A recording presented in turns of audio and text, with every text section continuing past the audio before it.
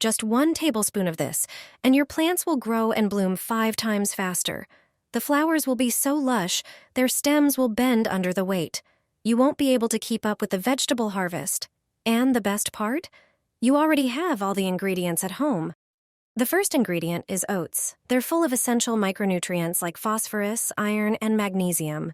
These support healthy growth and boost plant immunity. Put 1 tablespoon of oats into a blender. Grind them into a fine powder. This helps release nutrients faster. Then, take a larger container and pour in about 1 quart of clean water. Add 1 tablespoon of the ground oats and mix well.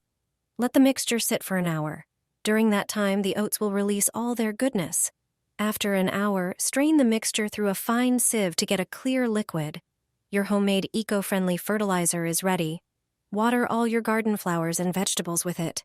You'll see a difference in just a few days. The plants will be strong and resilient. The harvest will be 5 times bigger.